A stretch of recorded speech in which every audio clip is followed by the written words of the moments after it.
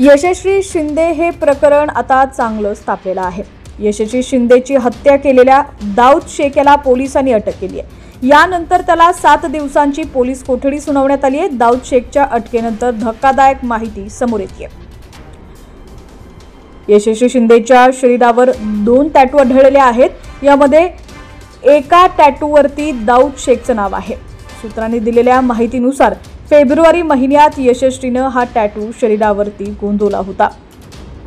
यशस्वीनं हा टॅटू दाऊदने जबरदस्ती केल्यामुळे बनवला होता का तिच्या परवानगीने हा टॅटू बनवण्यात आला होता याचा तपास आता पोलीस करणार आहेत।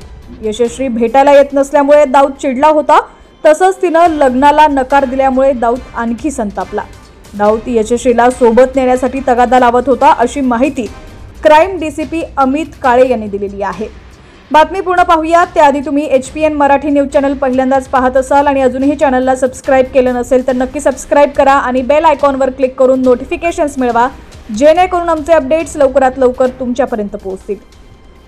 तर दाऊदने वापरलेलं हत्यार पोलिसांनी हस्तगत केलंय। मोहसिन दाऊदचा मित्र होता। त्याच्या चौकशीत तो यात सामील असावा असं वाटत नाही। दाऊदनं हत्या केली तेव्हा तो उरण रेल्वे स्टेशनवरून बेलापूर मार्गे पनवेलवरून रिक्षा पकडून कळंबोली हायवेवरून कर्नाटकला गेला असं पोलिसांनी सांगितलं।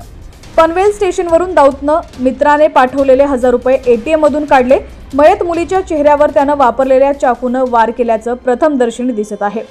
घटनास्थळीच तिची हत्या केली असं DCP अमित काळे म्हणालेले आहेत। यशस्वी भेटायला नकार देत असल्यानं दाऊदनं तिला त्याच्याकडे असलेले फोटो व्हायरल करण्याची धमकी देत होता असा खळबळजनक गौप्यस्फोटही पोलिसांनी केलाय। यशस्वीची हत्या करण्यासाठी वापरलेलं हत्यार दाऊदनं कर्नाटकमधूनच आणलं होतं।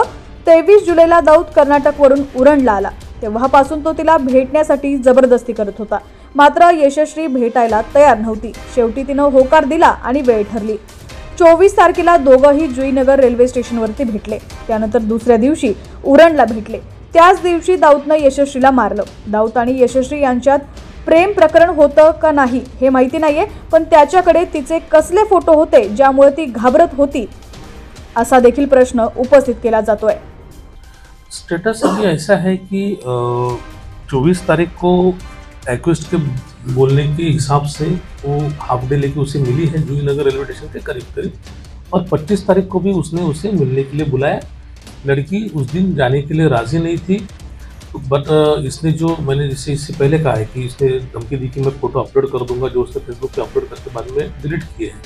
तो इसकी वजह से लड़की उसे मिलने भी गई, जिसके बाद झगड़े में ये हत्या हुई है।